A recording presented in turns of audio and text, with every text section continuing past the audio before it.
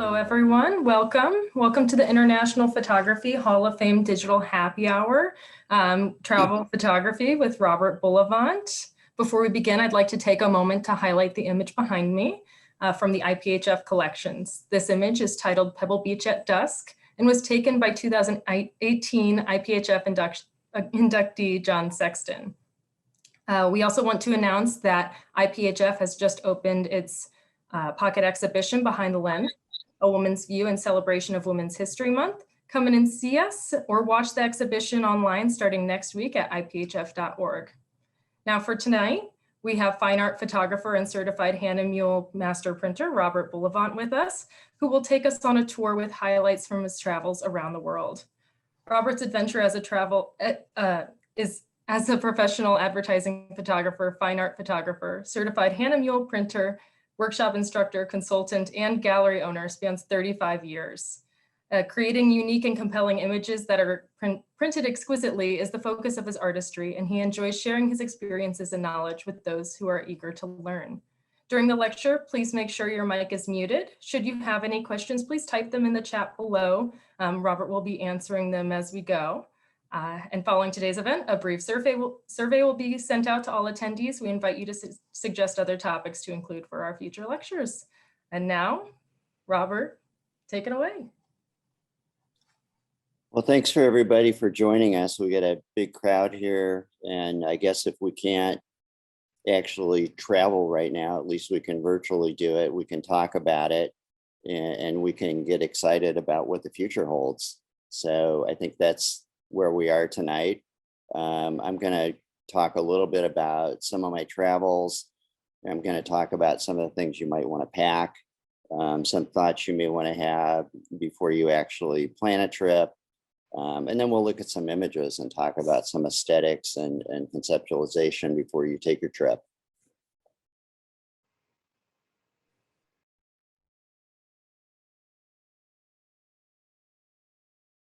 The image that you're looking at there is actually me cramped down in a corner of a stairwell. It was taken by Jeff Hirsch, who was on that trip with me as well, with Stuart Halpern, leading a group of photographers to Cuba. It was a really amazing trip. Cuba is an incredible place. I would highly recommend if you're interested in photography on location, that should be on your bucket list. Phenomenal photo opportunities everywhere. It's like a time capsule. It's really an amazing place. It's very safe. The people are incredible. I can't say enough positive things about it. It should definitely be on your bucket list. I also want to mention that Jeff Hirsch has an event coming up on Saturday with IPHF. You might want to check that out. And he does have, I know he has some trips that he's already talking about doing. And of course, he does his online support, is a Photoshop and Lightroom guru. So I thank Jeff for sharing that image with me from Cuba.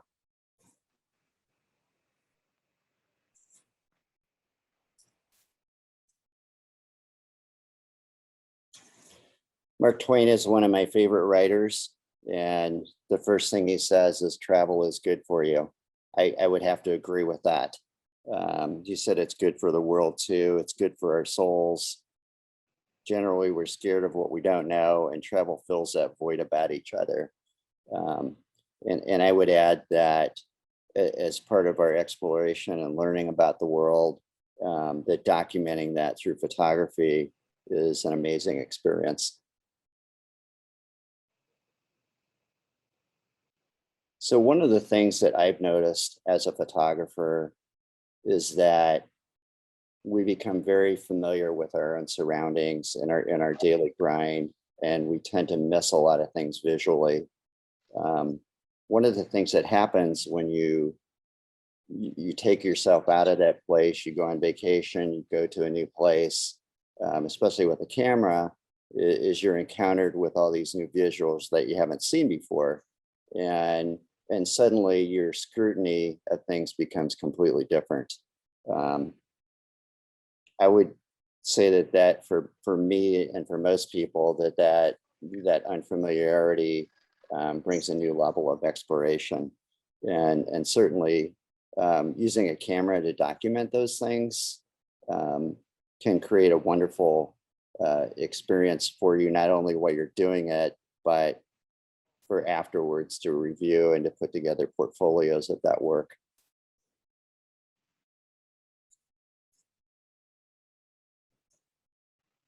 So a lot of people don't talk about what pre-conceptualization is, but essentially what it means is thinking about where you're going to be traveling and about what types of images you'd actually like to capture. I think for me, that thought process of, I don't know exactly what I'm going to find, but I know what I'm interested in. And I knew when I was going to Cuba, I was very interested in the architecture, in the historical nature of it, in the colors and the textures. And so I went there planning to capture those things. And I think anytime you're going to go somewhere, do some research on it. Look at what other photographers are shooting, and not in a way to simply duplicate what someone else has done, but really for self-interest, to get a feel for the kind of things that you may want to capture. And that's going to also help you decide where you want to go specifically at that place, and also the kind of equipment that you might want to bring.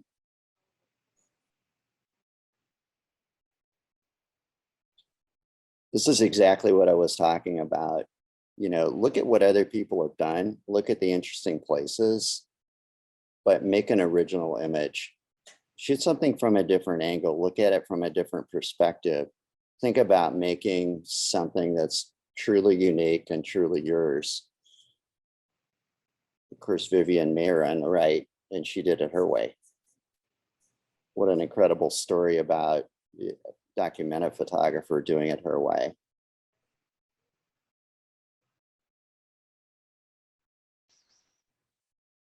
Let's talk a little bit about bringing the right gear and clothes and backups. So one of the things you want to think about when you're doing a location is where you're going to go, what kind of gear to bring, how to get the gear there. I usually have a list of things that I plan. I write down serial numbers, so I know if I lose something when I come back, that I did take it on the trip and it's not in a cabinet somewhere. You might want to think about, you know, how to pack it efficiently and not to have some duplicity and some backups, but not to have so much that you just have too many things.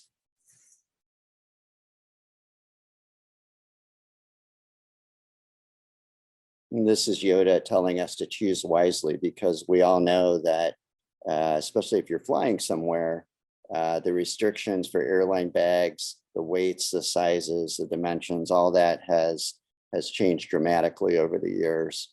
And I expect it may change even more in the future. But for example, with a rolling bag, there is a maximum size that you're allowed to fit into an overhead bin. Know what those things are before you ever get to the airport. Know what the rules are so that you don't get a disappointment when you show up. And also, so you're just not taking a lot of extra gear that you don't need. I know a lot of photographers will tell me that do a lot of travel photography. They'll say, I took this lens on 3 trips with me and I never used it, so it's not going with me the next time.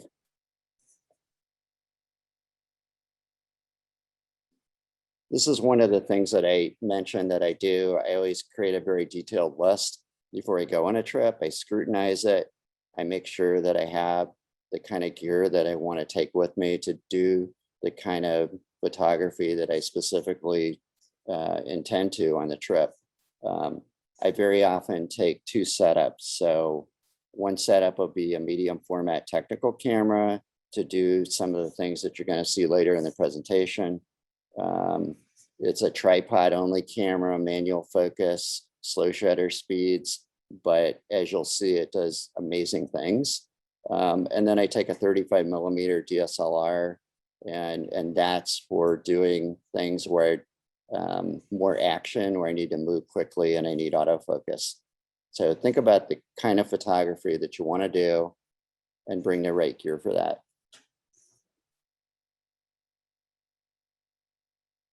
This is my typical setup when I go on location to do a shoot. I do a 2-bag setup. So the bag on the left is a rolling bag that I put my gear in. So all the hardware goes into that. That's what's going to go onto the plane with me as my carry-on. It's going to go in the overhead bin, and I'm going to be able to keep an eye on it. The other thing that I do is I take a backpack, and what I do with the backpack is I actually pack it with clothes, and that goes into my regular luggage that's going to be checked. I also always check my tripod. It goes into a bag, and I put that inside my hard luggage too.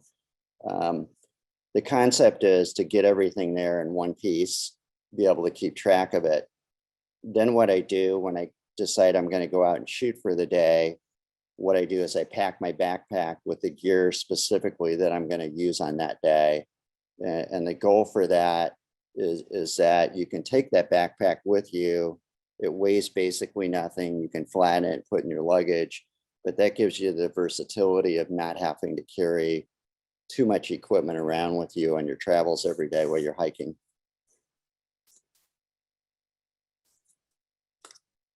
And last but not least, when exploring new horizons, never forget body language and fashion matters. These are two fabulous pictures that the fashion photographer, Mr. Jeff Hirsch, down at the bottom there, captured on our Venice trip.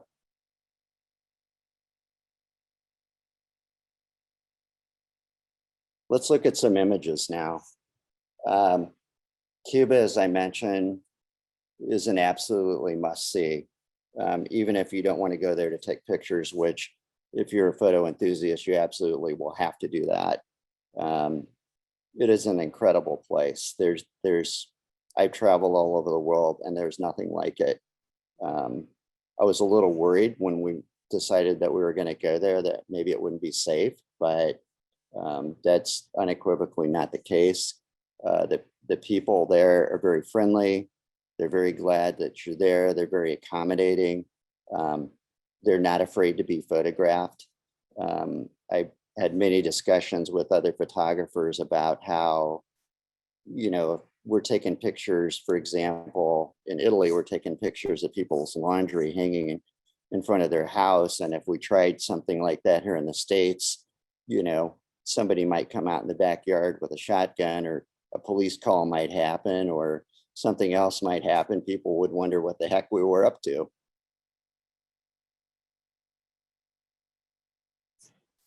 This image is in the older part of Havana. And like I said, I was really enamored by what was going on with the historical architecture.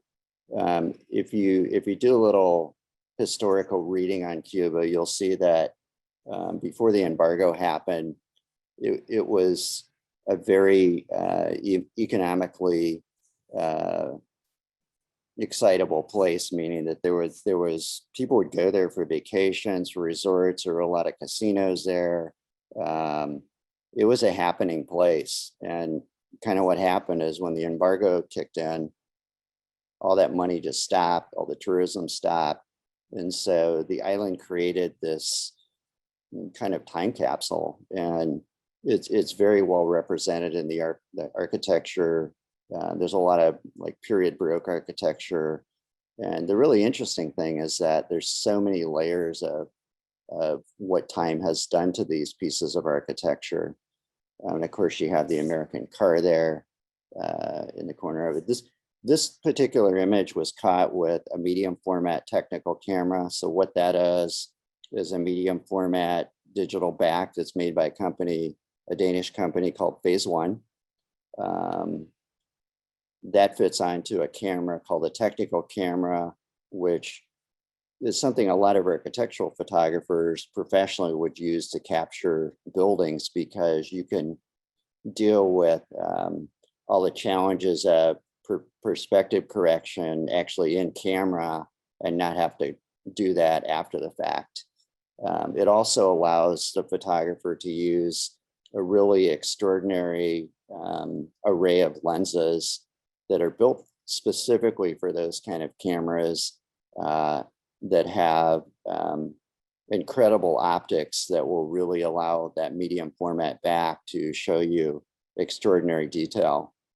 So when I create prints like this, I will typically print them very large, somewhere in the range of like 4 by 5 feet or larger. Because what that does is that allows you to see all the surface texture and all the nuances.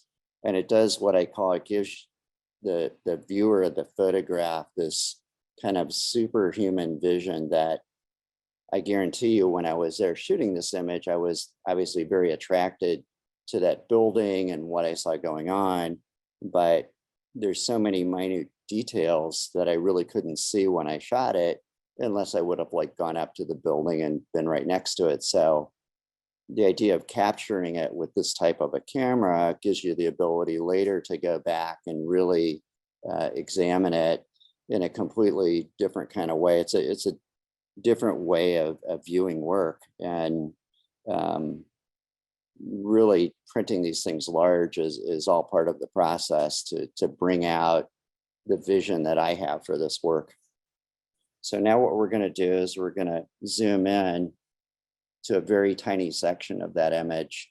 And notice how you can see all these layers of paint, every little crack, a little nail here or there. And you can also see somebody coming down the stairs that is carrying an infant.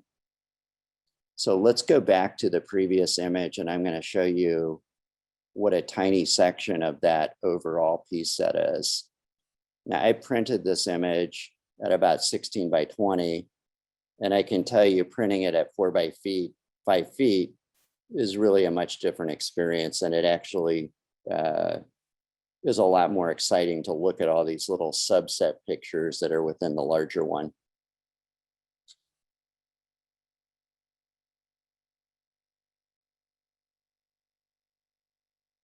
One of the other things that we did in Cuba is we went to a cemetery, and the stonework there was actually really fabulous. And most of it was very accessible. Really pretty incredible aesthetics, the kind of photo ops that you're just not going to see in this country. I mean, you have to go to a place like that to find it. Again, with this, we're going to zoom into a very tiny section, and notice how you can see all the patina on the wall. You have all the detail that's in the iron grating on the windows. And to me, that's what really makes these prints work at that size. And that's, you know, the vision that I have for it. You know, there's a reason that Ansel Adams shot with an 8 by 10 camera. He wanted you to see the detail in every one of those trees. He wanted the stone in the side of El Capitan he wanted to replicate visually the texture that that stone has. And the only way to do that is through resolution.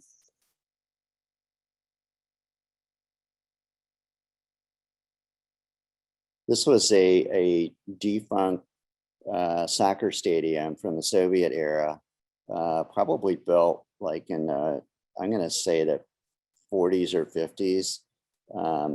I was kind of awestruck by the design of the, I guess it's like an overhead, like a sunshade, or it's supposed to protect people from the rain or something. I don't know, the sun. I just thought it was a really interesting, very blocky, like Soviet style architecture. Again, it's like, it just really struck out. We drove by this, and then I was like, I got to go back there. I have to capture that image. So early the next morning, I went there, actually with Beth Goyer, who I believe is listening tonight. And we hiked over there and photographed the stadium.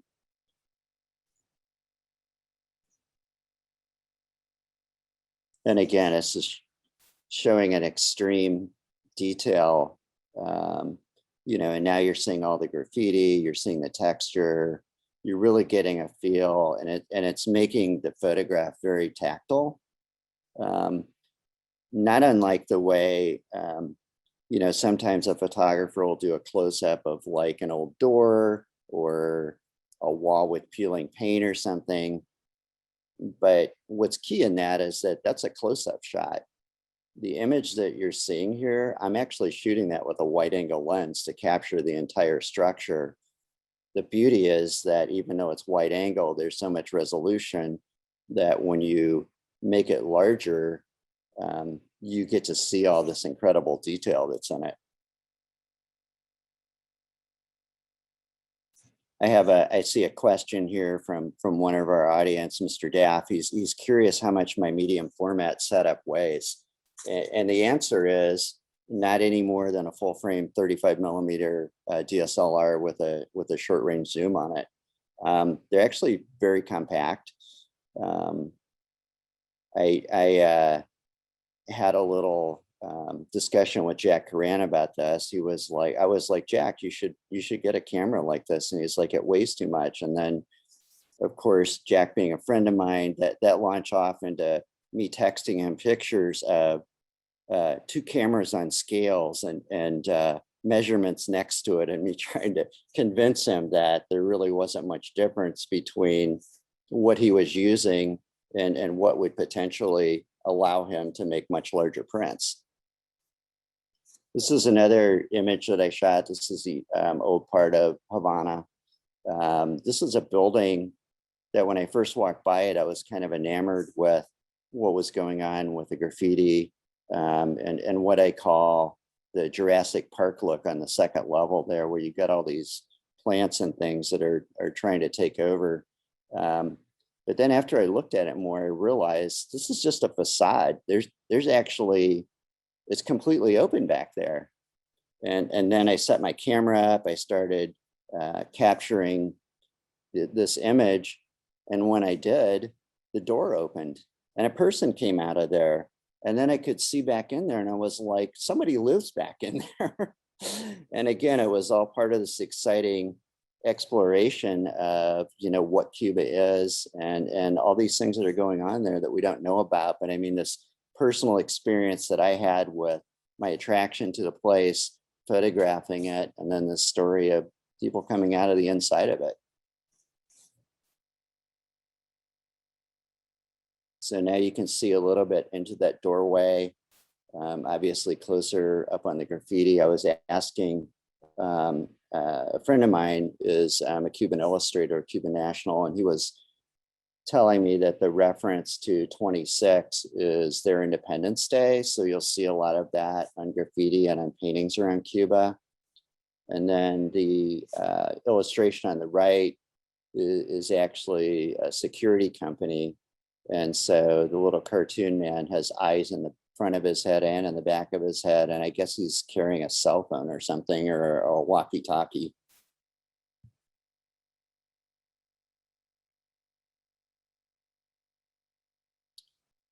This is a playground that we went to.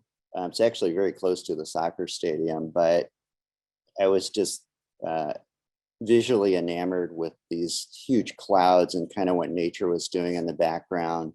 But then you've got all these vertical poles, which are kind of surreal, and this diving board thing going on there. This is one of the few images that I'm going to show you. Typically, in a lot of the style of shooting that I'm doing, you're not going to see a lot of people. I kind of like the landscape, and the people are like a secondary part of it. I mean, they're still there, but you obviously get a kid that's sitting next to one of the poles and then another one on a bicycle.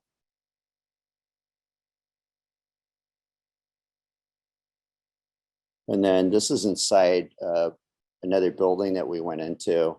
It was actually an open market where they were selling sugarcane and meat and vegetables. And there was no roof on it. And I thought, wow, OSHA is just not going to approve this. I don't think they're going to get that occupancy permit. But, you know, it's Cuba and things are just different there. And people were walking in there and buying things. And, you know, it was pretty crazy. I mean, I'm sure that building would be condemned here, but, you know, to them, it was perfectly normal. But, you know, it's like I was awestruck by the beauty of what was there. The rawness of it was very attractive. So I've got a question here from somebody. They're asking me if I could use a 35 millimeter in the last image. Could I pull that off without a 35 millimeter without using HDR? Really, the answer about resolution, do I need a medium format? Do I need 50 megapixels? Do I need 100? Do I need 150? The answer to that question is, I don't know, because I don't know what you're trying to do. So if you came to me and said, I want to make 4x5 foot prints and I want them to have incredible detail in it, I would say you need a medium format camera. What kind of medium format? I don't know. We could continue that discussion. But honestly, if I took my medium format camera and made it 16x20, and I took my full frame 35 millimeter Canon and made a 16x20 of the same image, I probably have a pretty hard time telling them apart. So really, resolution is what's important when you're going to go very large. And so that parlays back to the pre-conceptualization of what kind of camera do I need? How much resolution should it have? What kind of lens do I need? What kind of f-stops do I want to shoot at? What kind of ISO do I want to use? And so on and so forth.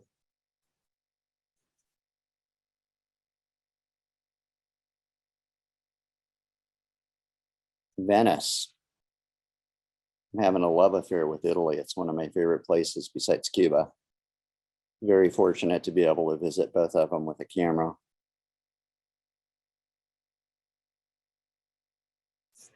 So this is an island that's in the lagoon of Venice called Burano.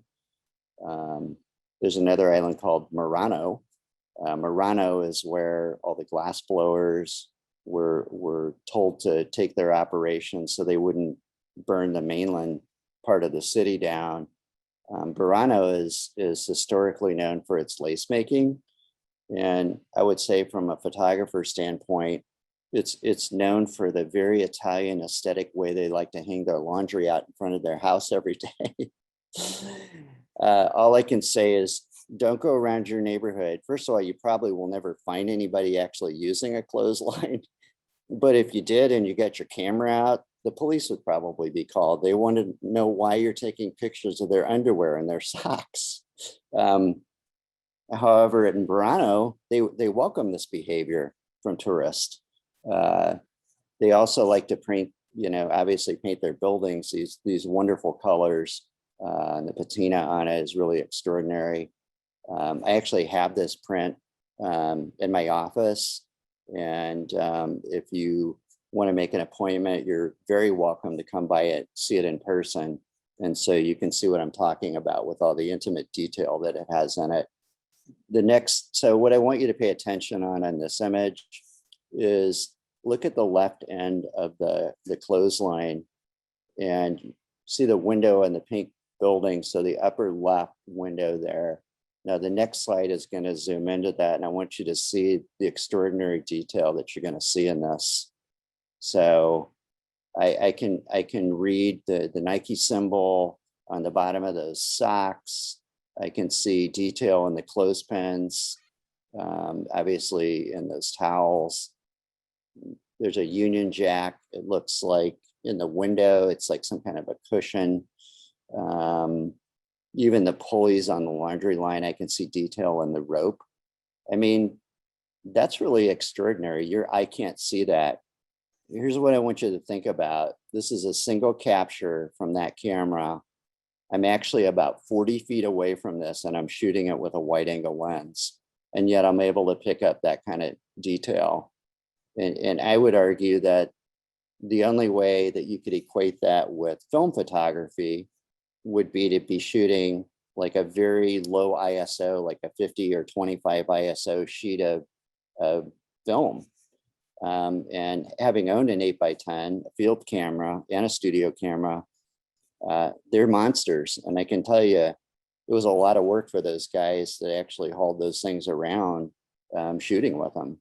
They're bulky, they're heavy, and a tech camera is probably like I said, it's like a full frame 35 millimeter mirrored camera.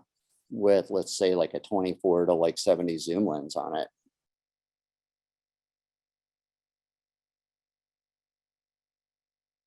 This is on Burano too, just enamored with the textures and colors and shapes of the windows.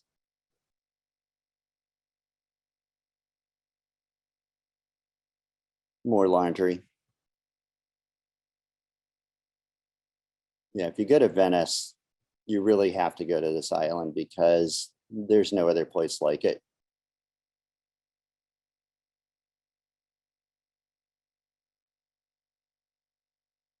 Another view of Burano.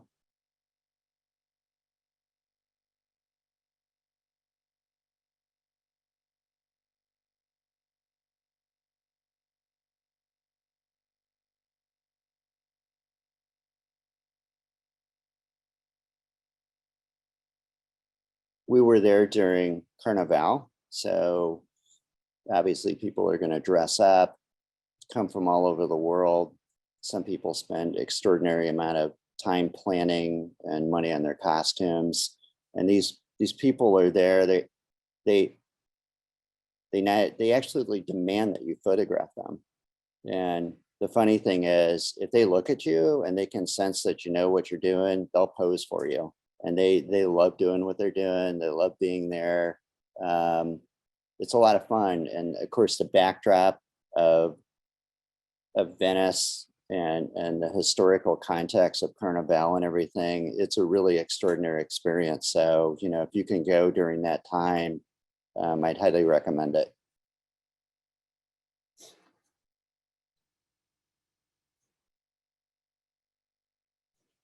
Now, I'll make a note that both of those images that you've seen, those were shot with a 35 millimeter with a really fast lens on it, like an 85 1.2. But autofocus, everything very portable.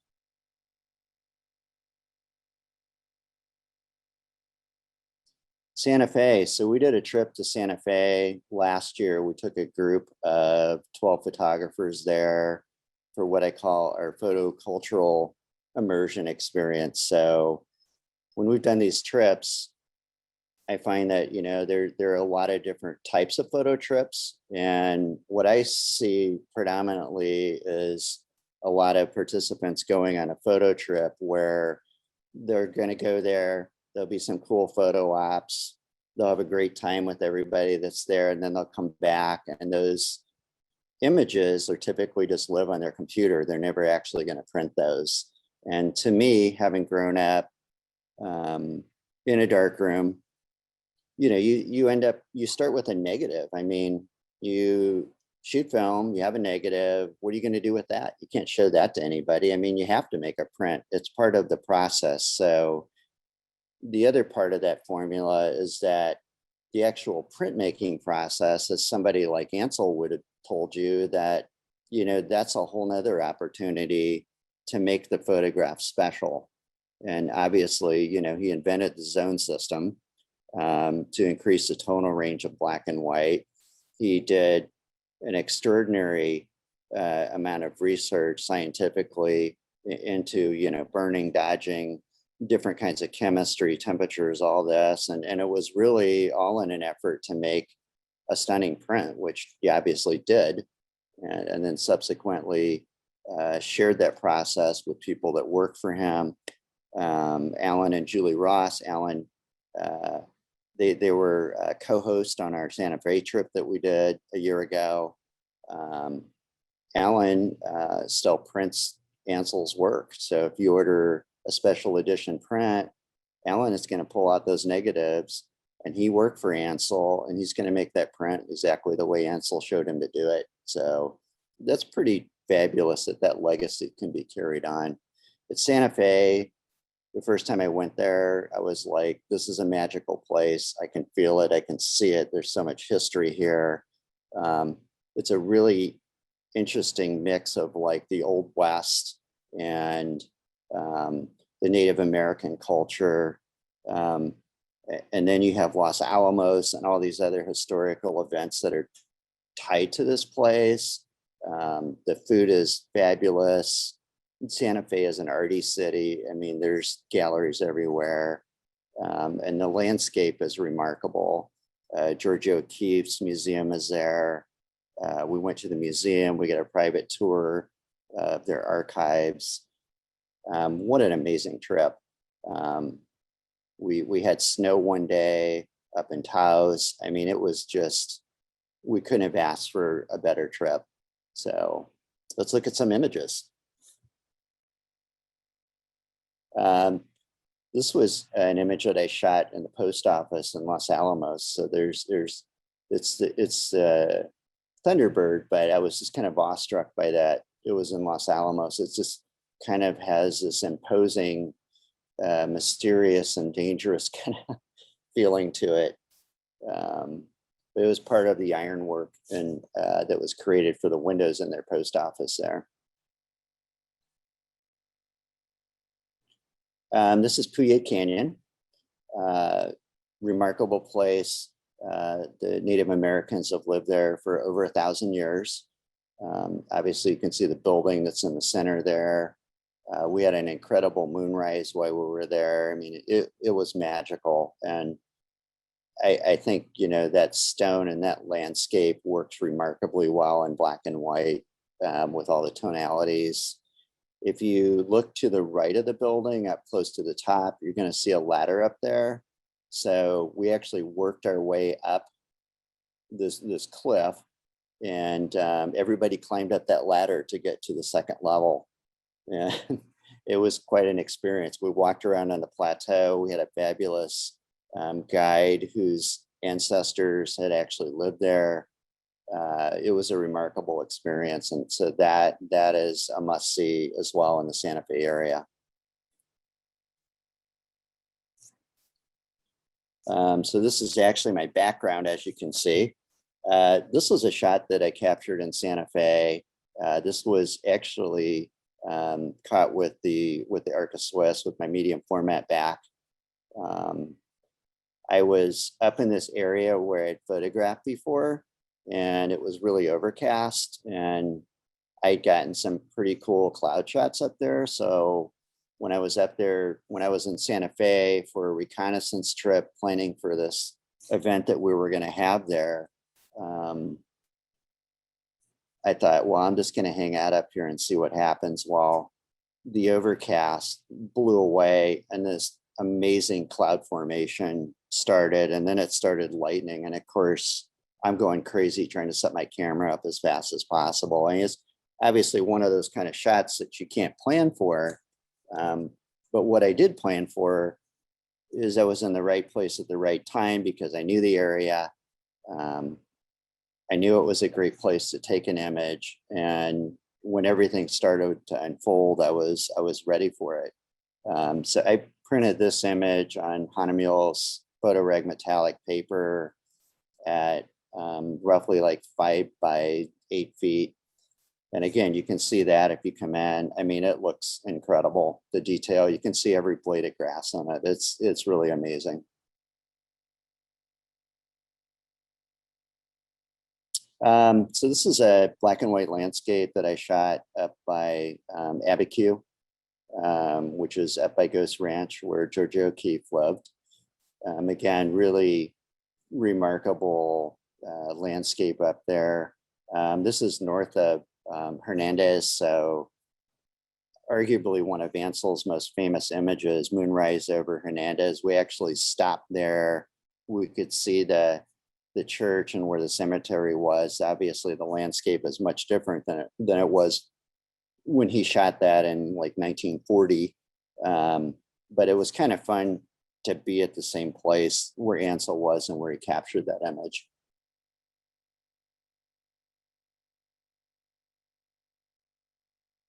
These are some of the aspens up on the mountain there in Santa Fe. Ansell, of course, has some great shots of those as well.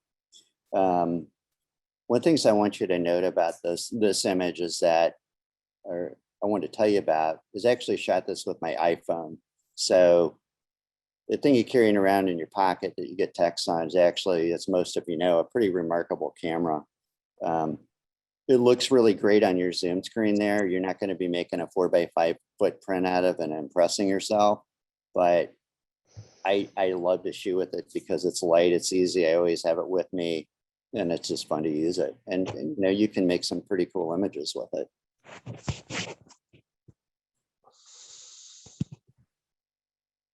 And this is another shot. This was actually shot with an iPhone too. I used it on Pano mode, so it stitched some images together.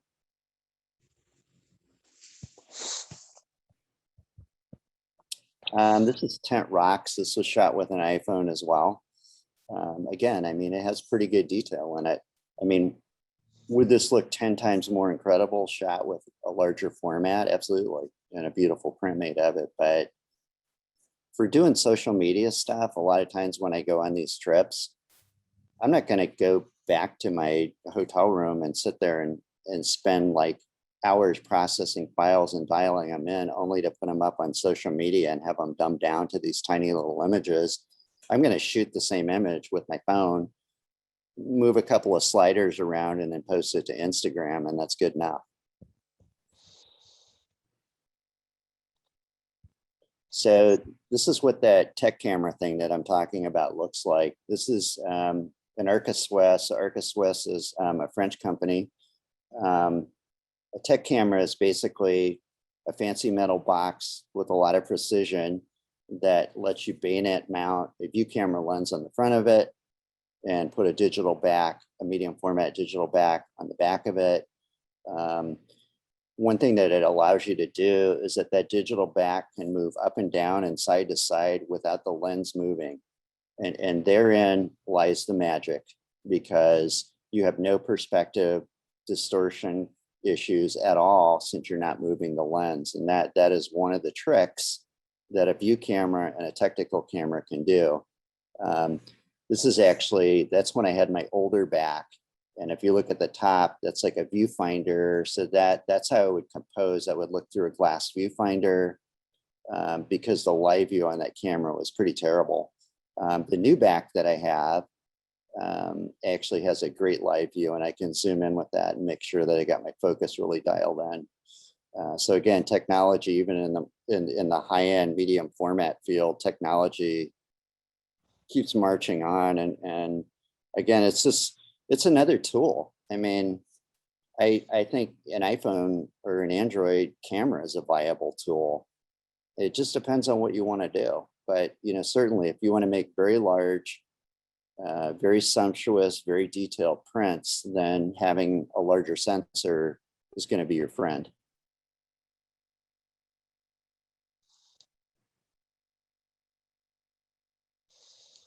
So I got a question here from some people talking about the value of using a fast lens for travel. Are they larger? Are they heavier? Are they more expensive?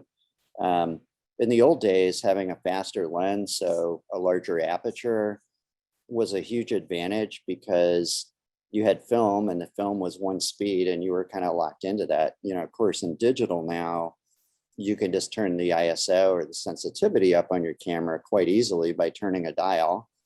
And then in post-processing, you can pretty much go in and dial a lot of that noise out of it, if any is generated. So I really personally feel like having a fast lens is not necessarily an advantage, and unless you want really ultra shallow depth of field, which is where, you know, a larger aperture is going to be more effective. I would be more concerned about the quality of the optics and the range of zoom that it gives you. And honestly, again, in the old days, everything was about a prime lens. Everything was about, you can't use a zoom lens because they're no good. But I mean, now the zoom lenses for the last 10 or 15 years have been fabulous. And, you know, I'd rather carry like one really good zoom lens, like a 24 to 105 or something like that, instead of carrying like 3 prime lenses that would be the same, make up the same focal length.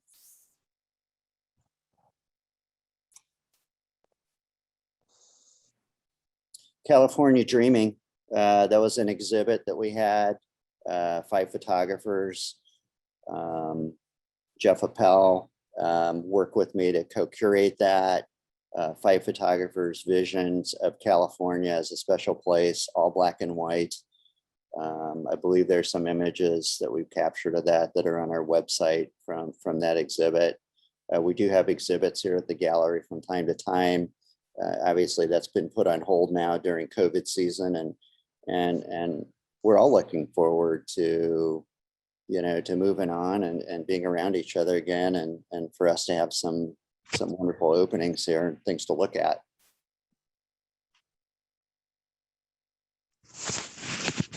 This image was shot over by the Muir Woods. I mean, pretty much like when you walk to the end of this, you're looking straight down into the ocean, but really incredible fog coming off of the water. This is probably like line of sight, like maybe a mile and a half from the Golden Gate Bridge. And all that fog comes down through that channel and just makes remarkable photo ops there. It's also just an incredibly beautiful place. This is on Highway 1, it's Pigeon Point. These are the images I'm showing you were my contribution to that California Dreaming exhibit. Made a print of this, it's roughly about 3 by 5 feet, something like that. But again, you can see every little pebble, every grain of sand. I mean, everything is there. And to me, that's what makes images like this work.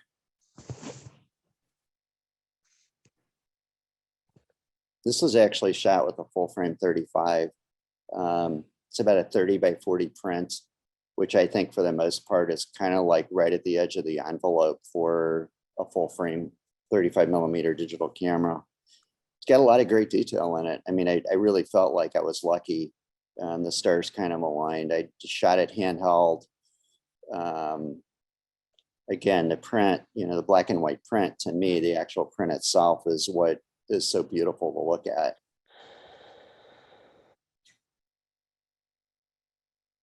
This is Muir Woods.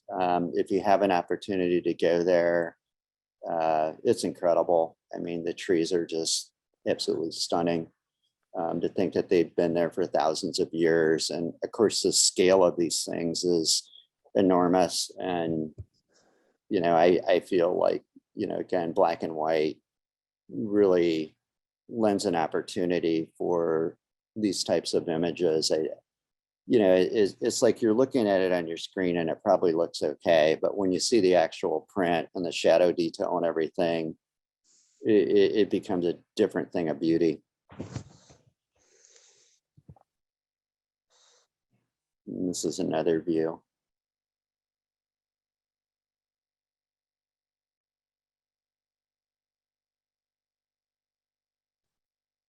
So this is our website. We are a Hahnemühle certified print shop, which means that Hahnemühle has come to our studio, looked at our workflow, looked at our quality, and approved us as one of the few Hahnemühle certified print shops, not only in the country, but in the world. We work closely with them. We do testing for them. I've been to the mill in Germany. It's a fantastic product. It's very consistent. They have like 35 different surfaces that you can print on. It's really extraordinary. It's like the equivalent of if I had a very fine restaurant, this would be like the best organic farm ever that had like all the freshest produce.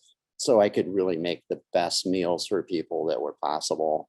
They're a really integral part. And again, I can't stress enough how much I believe personally that the printmaking process is really integral to what photography and the essence of it is. So I'm going to open up. We got it looks like about 10 minutes. I would love to answer any of your questions. And I think the structure that we set to do that is going to be for you to type them in the chat box, and then I can respond to those audibly. We are going to be doing another trip, photo trip for up to 12 people. And honestly, at this point, I can't tell you where that's going to be or what it's going to be, but I guarantee you it will be special. It will be a situation like we've done in the other trips that we've which is you'll go on a trip with us to this incredible place. You'll not only have amazing photo opportunities, but you're going to get to learn about the culture, about the food, about the art, about the vibrant things they're important about these places, incredible photo opportunities. The Santa Fe trip, I'm going to mention that one of the things that was really unique about that was that phase one, who is a partner with us in our business, they brought actually two of their people came, and they brought phase one equipment. Anybody that was on that trip with us got to shoot the gear out in the field. I mean, what an incredible opportunity that was. If you couldn't afford to buy it, you could test drive it all you wanted. It would be like, saying, well, we're going to the racetrack and we got Ferraris here. Jump in, going for a test drive. Then you can give it back to them at the end of the day, and you don't have to pay on the insurance, or the maintenance on those things is crazy. But it was a great opportunity.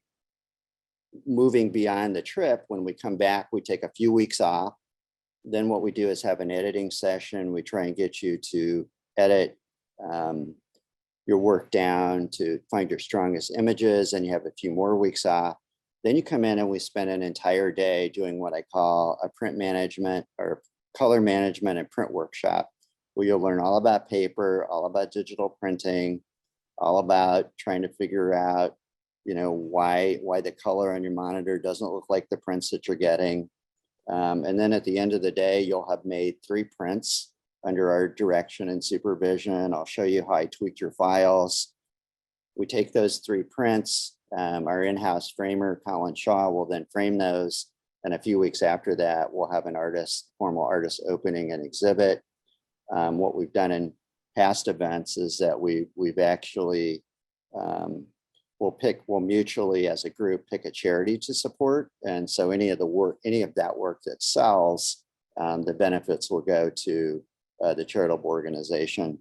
And I think it's a fantastic way to approach travel photography, is this holistic experience of pre-conceptualization, going to the place, enjoying it, bonding with the other people that are on the trip, having an amazing time, creating amazing images, and then coming back and taking those images and making them into special memories through this formal artist exhibit, and then supporting a charity. It's a pretty incredible combination. And unfortunately, I have so many other irons in the fire. We're probably going to be doing one of those trips every 2 years at this point. So it looks like I have a question that's come in here. Talk about street photography, taking images of people, getting permission. Wow, that really, that's a wide question, because it kind of depends on where you are. If you're in some place like CUBA, or if you're at Carnival, those people actually want you to take their picture. So there's no resistance. I mean, they enjoy it. It makes them feel special. Like if you go to, when we were at Taos Pueblo, typically the Indians there don't want to be photographed. So, you would need to ask them. But I think it's a difficult situation, because you don't want to offend somebody, but at the same time, you want to capture some image. So, I mean, maybe using a longer lens to do things discreetly, because usually once you ask somebody like, oh, can I take your picture? It's like the special moment is over at that point. Unfortunately, they're what I would call like, the 5-year-old that's now self-aware of everything around them. And you're not going to capture that thing that you saw that you were all excited about.